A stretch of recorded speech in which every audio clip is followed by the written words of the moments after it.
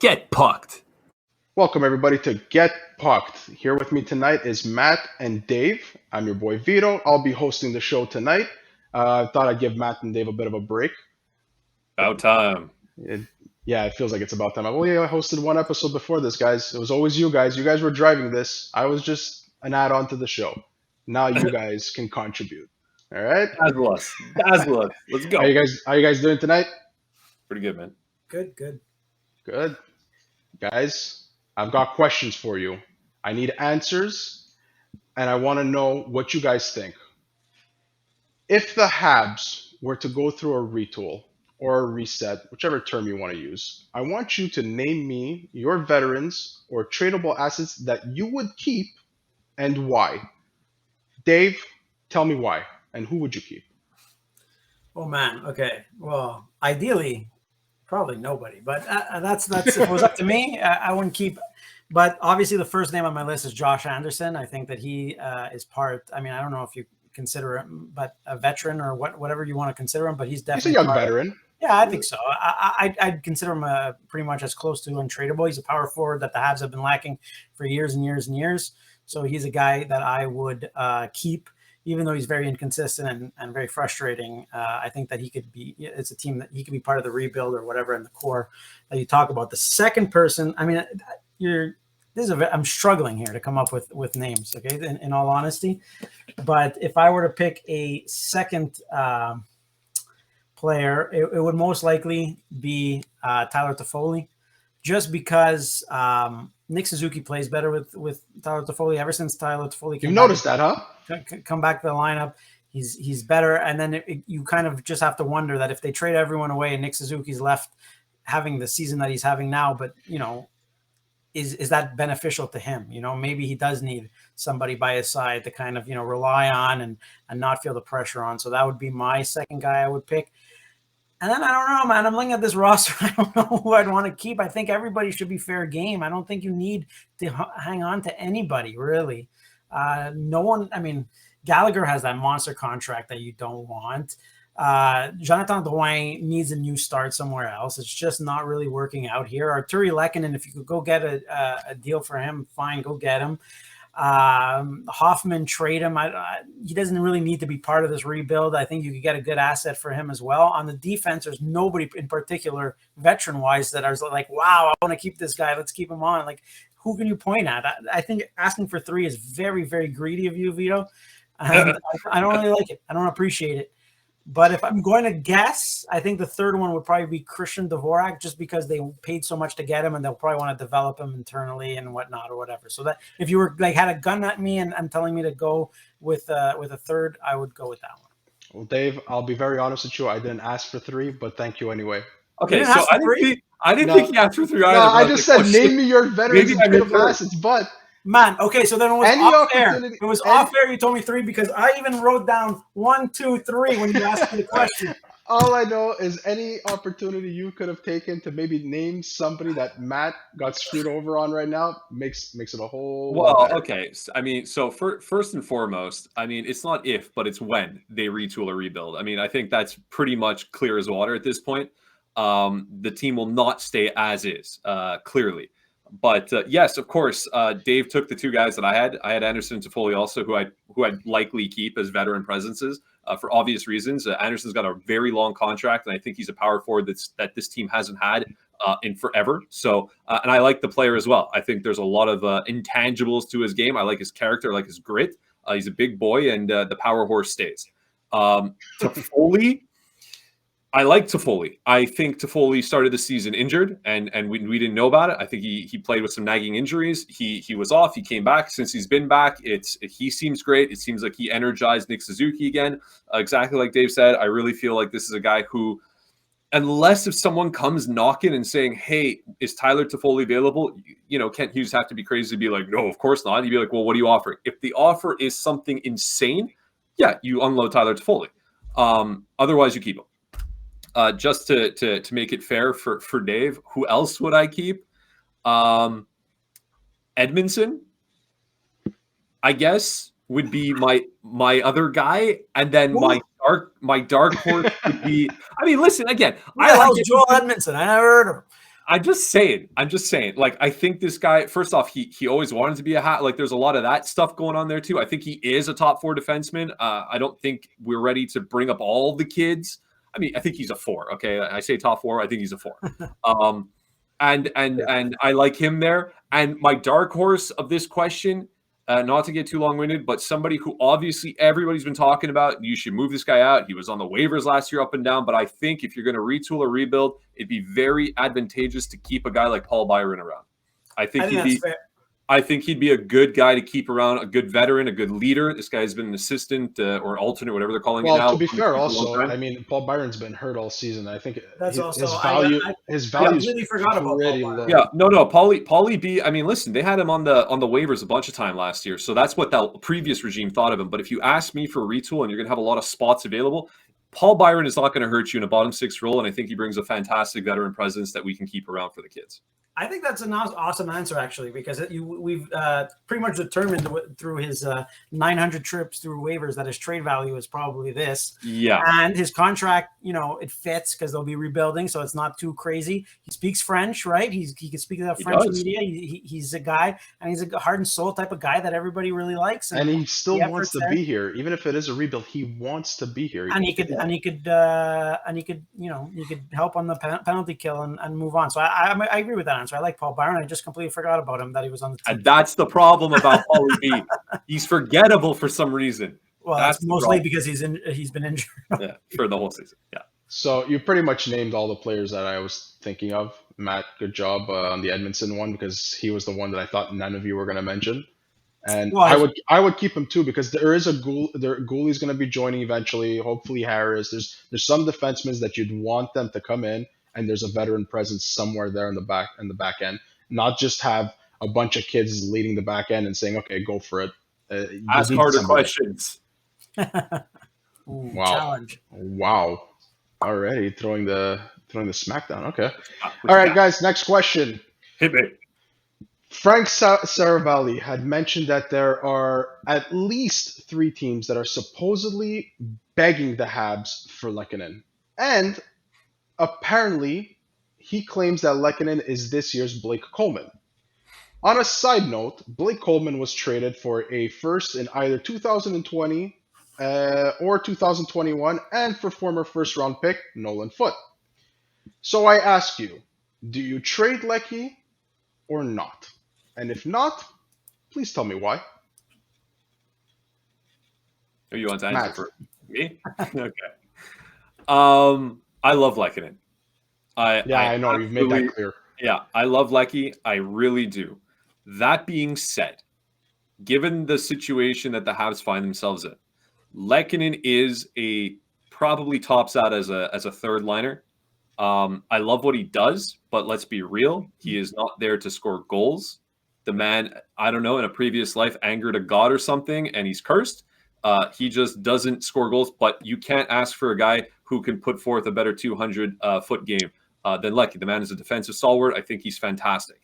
That being said, if there is a team, one of those 3 teams, the St. Louis or the Florida, I forgot the third team that he mentioned, if any of these teams want to pony up a first-round pick and a former first-round prospect, or a grade A prospect, whatever, it doesn't matter who he's drafted, a grade A prospect, you would have to be out of your mind not to trade him. Like, absolutely criminally insane.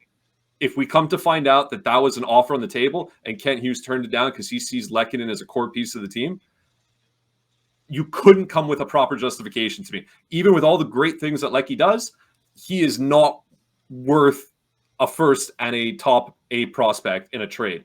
I don't believe. But if that's what it's going to be like this year, salut la visite, Lehky. I'll miss you, but we got to do what we got to do.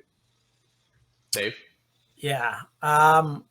I don't believe that report. Look, here's the thing is that, like, if I'm a general manager, I'm paying these reporters money to put down a ridiculous quote like that, because I'm more of a, I'll believe it when I see it. How the hell, again, I say this, I've said this before and I've said this again, NHL GMs that have proven time and time again that some of them are just stupid and they don't know what to do. And this, I mean, I'm not saying it's impossible that Arturi Lehkonen goes for a first round pick and a prospect. I'm just saying it would be the worst mistake I've ever seen for that to happen. Can it be worse than Blake Coleman and Blake Barkley Coleman's a Boudreaux? 20-goal scorer. Okay, Blake Coleman's a 20-goal scorer twice. He was a good piece of that Tampa Bay Lightning Stanley Cup team. Also, the Tampa Bay Lightning have a knack of just developing their own players. So for them, a Nolan Foote, they'll find another, and they're in the middle of a cup run, right? Like Nolan Foote has since moved. He's now with New Jersey. Again, that's not besides the point, the but point. Yeah. The point is that they could find another Nolan Foote. They think that their depth is there. They have young defensive players, and they have people coming up, and also they're good at these things, right? They're good at going and get these players. Also, they're in the middle of a dynasty, so for them, it makes sense to trade, that for a guy like Blake Coleman. Arturi Lehkonen has never hit the 20-goal slot. He's not even close. He hit the 18-goal mark somehow because, as you said, he made a deal with the Wizard that he'll score 18 goals and then he'll never score again. That's what it is. The guy can't score. He can't put the puck in the net. He does good things, fine, but not really that. I mean, like, you have to be an insanely biased Habs fan, and I think that we oversell kind of Arturi Lehkonen here. I think that Arturi Lehkonen on another team, if you were a Habs fan watching Arturi Lehkonen play for the New Jersey Devils, you wouldn't be like, man, Arturi Lehkonen, I really want him on my team. I don't think so. I really don't think so. Did I lose him for a first and a prospect? No, I won't say that. Did I lose him for a third and like a fifth? Yeah, I'll be pretty pissed. Fine, that's fine. That's what I mean. And so if I'm the Canadiens organization, if you even offer me a third-round pick, I'd probably take it because, well, maybe not. I'd ask a third-round pick, I'd rather keep him. At this point, man, I'm not. He's an RFA. You could still control him next year, and he's still Arturi Lehkonen seems to be like a great guy. He's the most frustrating player to watch play hockey because he generates so many chances for himself and just can't do anything. He's a finisher who can't finish. Exactly. So to me, I'm ready to move on from players like Arturi Lehkonen because I find like there's a dime a dozen in the NHL. In the NHL, what you need guys who can score also, and especially in this new NHL, and he's just not that. I don't know. That's just my opinion of Arturi Lehkonen. Well, at the same time, you still need guys on your bottom six, right? You can find guys on your bottom. But Dave's not wrong. I believe that there's always guys out there. You're always going to find other dudes that can fit a bottom six, even if they're not great. They're serviceable. I just think Lehkonen's defensive game is far better than the average. Coaches love him. Coaches love him. I don't want to disrespect anybody, and especially not Frank Seravalli, because he's a great guy. I know him. He's fantastic. He does great work at TSN. He does great work all over the place. But I think that reporters, you got to be careful, I think, with the reporting now. Because I think that everyone knows that the bread and butter right now of this season is the Montreal fan base, and you got to get them to click on your articles, and you got to get them to watch your videos, and that's why you have great things, and that's why you have reports that are coming in left and right, and half of them turn out not to be true, and this and that and this and that, and so you got to a little bit. If I were giving advice to any Habs fan, is take everything with a grain of salt, because and a shot of tequila. Because it's easy to just say like, man, Jonathan Drouin, everyone's after Jonathan Drouin. They're offering 2 first-round picks for him. Okay, could be true, could be not true, but you clicked on the article, so you gave him. And I'm not saying that that's the case for Frank Seravalli at all, 100%. But I'm just saying that I would be shocked. I'm not saying that nobody told him that either. They would be crazy. Okay, fine. I can't wait for this trade to happen. I can't wait for this trade to happen. There's 2 things I want to say here. I said I'll believe it when I see it. So there's one thing I want to say, and I'll add a question to this. So I did mention Lehkonen, if you remember a few episodes back, as a package to throw in to a bigger deal to Colorado. Now, I don't think it's going to happen because at the time it was for Samuel Girard, and it looks like things are going really bad for Bowen Byram health-wise. We wish him the best. That being said, tell me right now, don't get too deep into this. Just tell me what package for Lehkonen would you be content with? If they say they're convinced that they're moving him and it's not exactly for the first round and a similar package to Blake Coleman, what would make you at least happy enough to say, all right, we moved on from Lehkonen? Matt. A first. Or or you asked me what would make me happy? A first. Okay. Straight up, no prospect. A first or a solid prospect. Not a project in the make, like a solid. This kid is maybe not like an all-star prospect, but a solid prospect and a second. I will say It's been great knowing you, Lecky. If they come back with some stupidity of like whatever, some rando prospect that everyone's going to go look at because no one's ever heard of this kid, and like a third in 2023, I'd rather keep Lehkonen personally, especially if what we're hearing out there with all, I mean, granted, what Dave said is fair and we got to take it with a grain of salt, but I mean, I believe a bit of it, the hype. Lehkonen has always been in trade contention, always been sought after, lot of time now. I can definitely see him helping a team go on a cup run. So I got to figure they're going to pay high for it, or at least overpay from what he's truly worth. All right, so Dave had mentioned a third round pick. Are you sticking to that one, Dave? No, I'd be happy with the second round pick. I think that, the thing is that like a second and a prospect, like it's just like if you were running a team, if you got one of the most prestigious jobs, one in the 32 in the NHL this year, you have one of those jobs, and you're going to give up that for freaking Artturi Lehkonen. It blows my mind that anyone would do it. I'm sorry, it just does. Well, come on. There's been worse players. It has been worse, but it doesn't mean you have to make that trade because there's been worse. I will say this: 100%. I would, with everything that's been said, I'm now at that point where I lost all control of managing my expectations. So I want that first round pick now, but I don't want it for the 2022 draft. Are you kidding me? I want it for the 2023 draft. No, you think I'm crazy? You're living in Technicolor, buddy. Well, nobody's saying it's going to be a top 10. It doesn't matter. I don't think anybody's. This guy's a bottom six. The guy's playing on the fourth line most of the time. Like, what are you talking about? You think you're going to get? You're not only going to dictate. You're not only going to get a first round pick, but you're going to dictate what year it's going to be.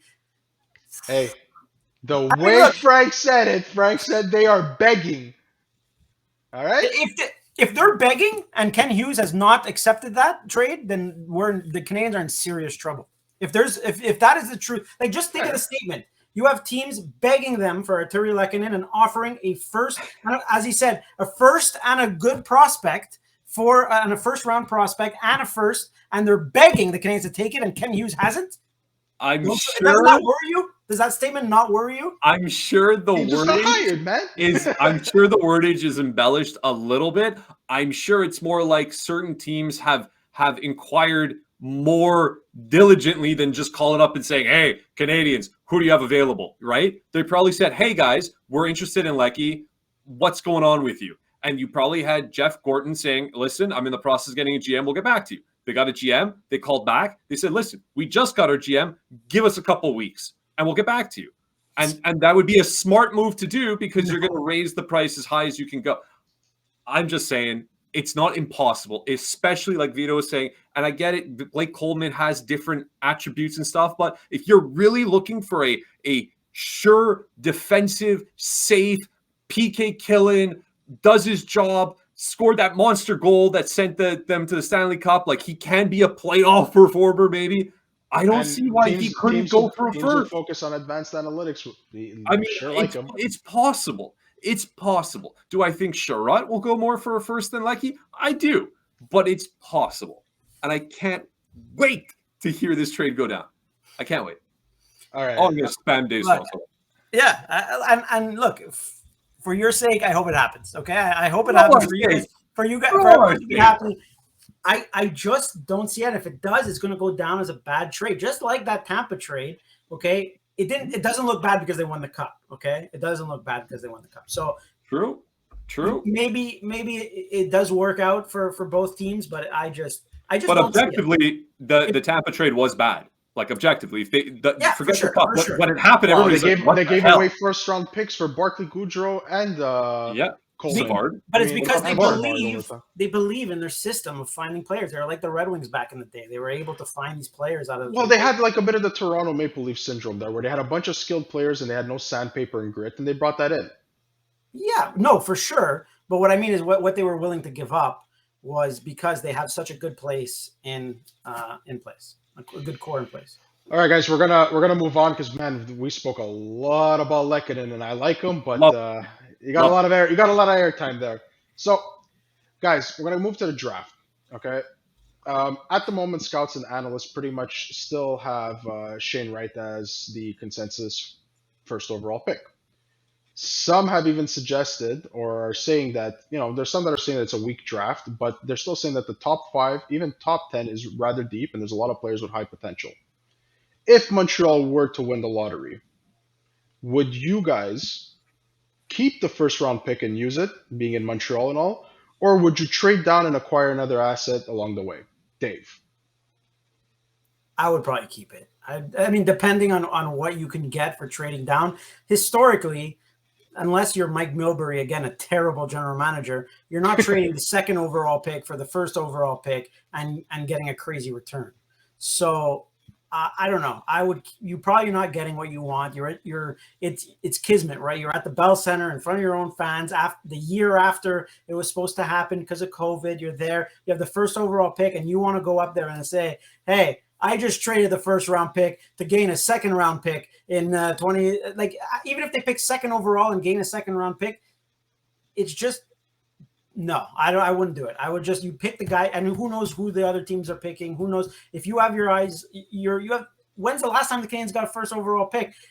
Matt wrote a great article about 1980. it. So I suggest you go read that and realize how important, and just to change the perspective of the team, change everything. I think you keep that pick no matter what. If you win the lottery, no matter what, unless you have a crazy general manager offering you ridiculous things, you pick. You make that selection and you pick who you want. Maybe it's not Shane Wright. Maybe you have your eye on someone else. Well, roll the dice, what if gamble and risk ridicule in the next few years? Fine, but you keep that first overall pick. Dave, would you trade down if you still stay in the top 5?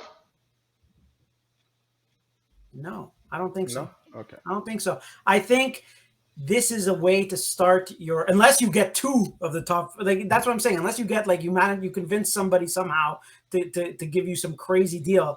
I don't think so. I don't see it. This is not draft day. We're not Kevin Costner. This is the best start. Great movie. Fantastic. This is the best start to a regime ever. Vontae Mack all day. It's the best start to a regime. Jeff Gordon and Ken Hughes couldn't have picked a better start to a regime to get if they win this lottery. You come in, you're 2 fresh guys. You're coming in probably with a fresh coach next year, and you have the first overall selection in the draft. Like, it's just, there's nothing better. You couldn't have written a better start. I think you're crazy to trade that. Somebody brought up or put out a poll on Twitter, and it actually generated quite a few votes where they said, would you trade the first overall for 8 and 9? And some people actually said yes. It depends, man. It depends on what you see in those players. It depends on your scouting team. Like, I wouldn't, because I don't know what I'm getting at 8 and 9. I know who Shane Wright is. I know who Cooley is. I know who all these guys are. Mostly, I haven't seen them play really. I can't lie and say that I have. But they're seem to be more sure things. 8 and 9, I don't know what's there, man. One of the reasons why heavily on your scouting team, and the Canadiens historically, I don't know if I trust it. So I don't know. One of the reasons why they probably have to go with the first overall and still keep it is because right now they don't have a Timmins replacement there, so might as well go with the safer bet, right? I don't know if that's the case, but I mean, to answer your question, I mean, yes, obviously you don't trade the first overall pick, especially in Montreal, and especially since considering you haven't had the first overall pick in over 4 decades. They'd be attacked in the streets if they did it. Again, barring some absolutely, completely idiotic, insane deal, I'll trade you McDavid and my second round pick. I mean, okay, fine, but that will never happen. So stupid to even talk about. What would be a better question, if I may? Wow, is this guy? This is your second shot. Put. I don't know if you could put a ticker here. Second shot. What would be a better question that I pose to you, gentlemen? Is they lose the draft lottery and they get 3rd. Do you try and trade up to first? That's a tough one. I would say, you know what? I would say no, because what they're going to have to add to get the first would be too much. I would agree.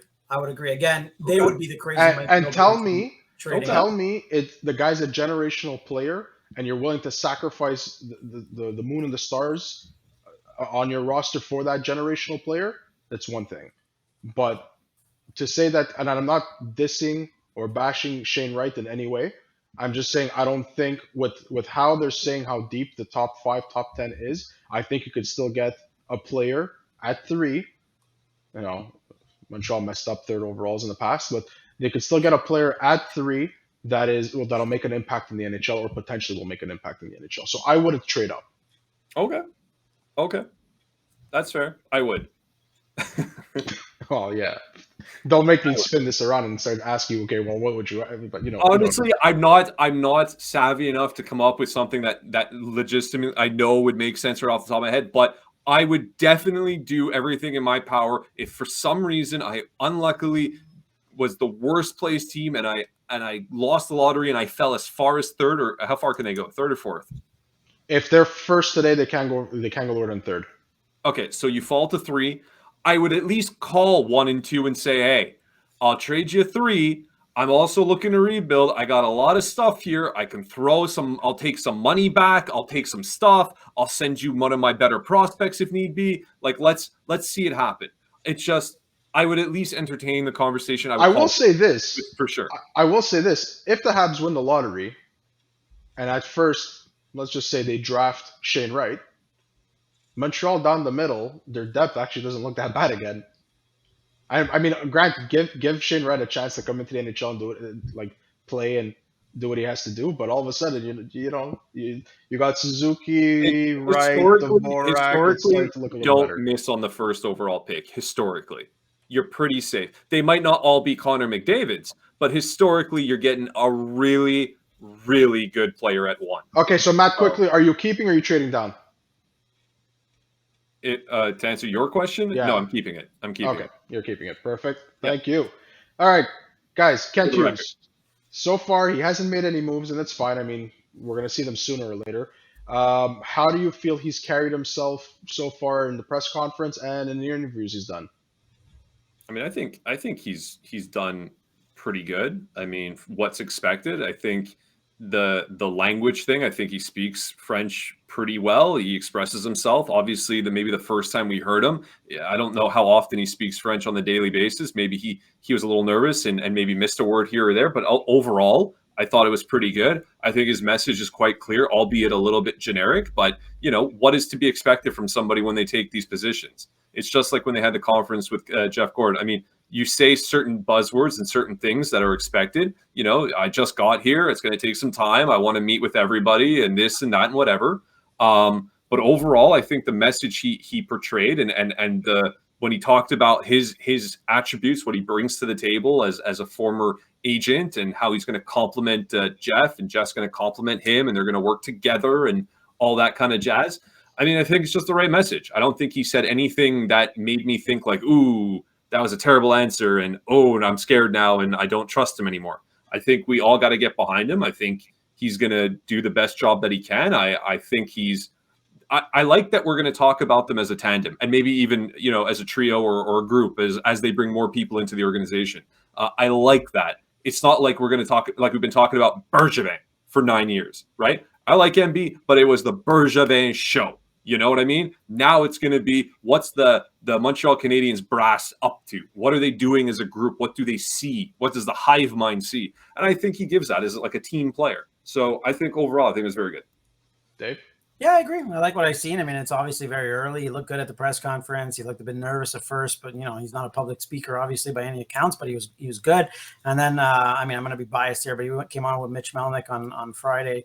And he was fantastic with him. That was a great interview, by the way. Mitch has a way of obviously making people feel comfortable and as if it's a conversation. And I think it was perfectly done. And he got the best out of Ken Hughes. He felt comfortable. It seemed like he was way more comfortable. He felt like he was at ease talking to Mitch, and they were two old friends. So for me, I think he's doing well. I agree with Matt. I like the hive mind mentality. What the front office is going to do as opposed to Bergevin and whatnot. And it kind of leaves more room for creativity, whereas we know what Bergevin's type of guy was, right? And what type of players he was looking for and how hard acquiring a center was and how Marc Bergevin kind of had a storyline ready to go for everything. And you could pretty much gauge what he was going to do pretty much all the time. Play it safe and here or there. I think that this new, you're kind of going to be guessing because you have Ken Hughes on one side and you have Jeff Gordon on the other, and you kind of have, like Matt said, the pack mentality, and I like that, and I'm all for it. Awesome. So, guys, somebody's name that's been swirling around lately is Jonathan Drouin, whether he's on IR or probably up for trade, but apparently teams have been calling for Jonathan Drouin. One team that has been mentioned in the rumor mill has been the Nashville Predators. if he is available and if he is on the move, Matt, what is your expected return? At a minimum, what do you expect is the return for Jonathan Drouin? He's got 1 year left, right? 1 more year left at 5.5 million after this one. One more at 5.5.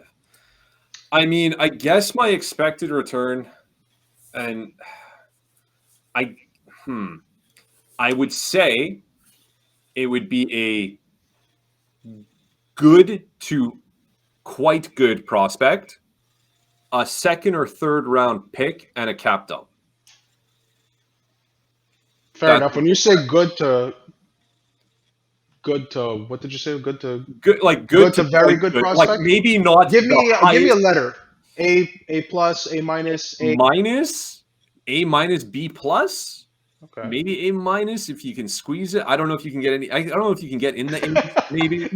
Dave's not liking your answer at all. Dave, hit you me with your guys best shot. are crazy. And First off, I'm the one asking the questions here. I'm not you guys. Okay, but no, Matt's answer is mind-boggling, man. Like, who would you rather have on your team, Jonathan Drouin or Artturi Lehkonen? And if you get Drouin, you're telling me a mid-level prospect, a cap dump, and a second-round pick. Which is nothing. Well, the cap dump is we're doing them the favor. Exactly. We got to take money back. Exactly. If you're thinking a cap dump, so the you think that Artturi Lehkonen is more highly rated than Jonathan Drouin? Like, he has more value to a cup run than Jonathan Drouin? I will say this. If they're this is the narrative.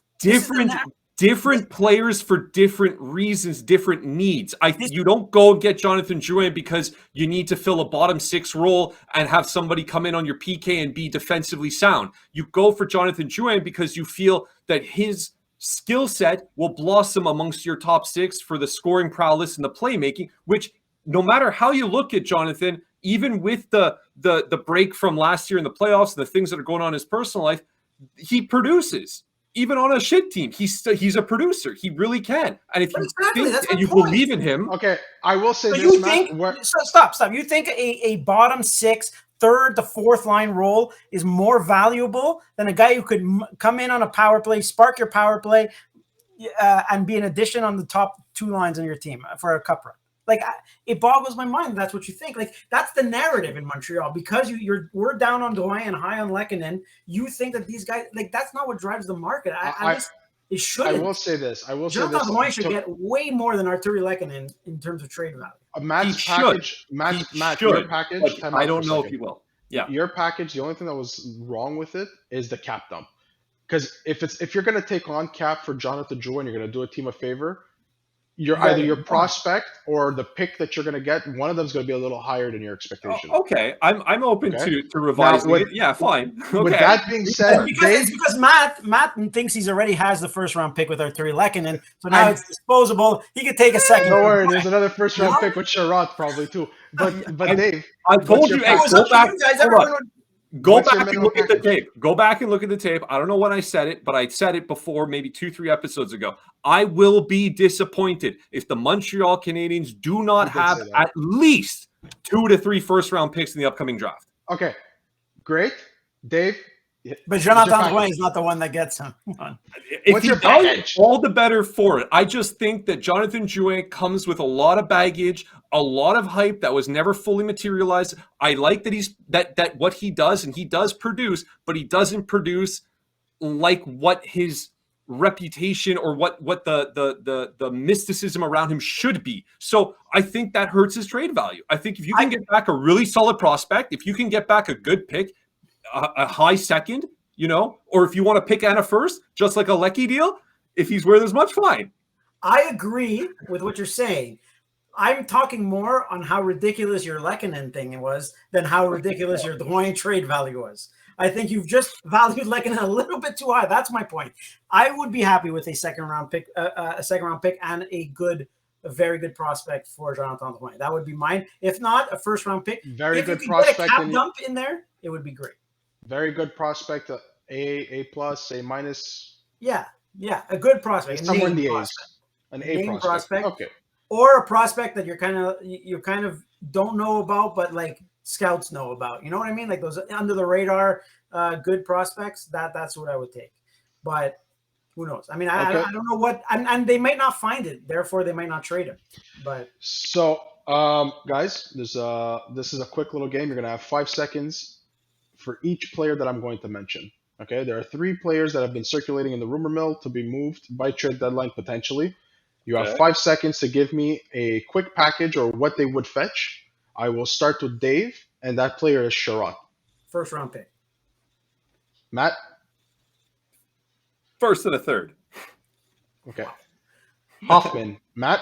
The Habs are going to be loaded with picks. Oh, yeah, I don't want to it's- say the same thing as you. Okay. Hoffman is 2 seconds. 2 seconds. I like it. I would go with a second and a third, or a second and a low level, a mid prospect. Okay. Dave. Petrie. Oh It'll man, be a little Petrie's harder so that hard. one. Obviously, you'd like a first round pick for Jeff Petrie because he's so good, but no one will pay that. So I think you're going to get a second round pick and a mid prospect for him as well. Oh, so we might break even with Jeff Petrie. Yeah, Matt. You're not trading Jeff Petrie. that's my Yeah, that's you're my, you're not, because he is a first, and I don't think any team's going to give a first. So you're not trading Jeff Petrie. But to play in the stupid hypothetical, if you can't get the first, I want a prospect and I don't know, and a second, whatever. the Canadiens will be dumb to trade Jeff Petrie because his value's at an all time low. It's all-time low. Yeah, you're not trading Jeff So Petrie. just hope that he bounces back next year and that his career is not like derailed by whatever is ailing him right now. And it will be better than getting a second round pick this year. I would just stick with him. For sure. I would keep him also. Yeah. Sounds good, guys. That is all. I have no further questions. You did good. I thought you did good. Thank you. So, thanks everybody for joining. It was a lot of fun. Please follow us on Twitter, Facebook, and all the other social media platforms that we have out there.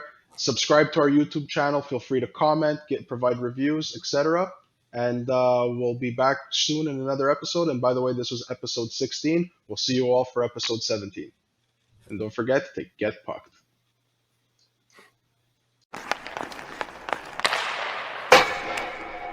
Get pucked.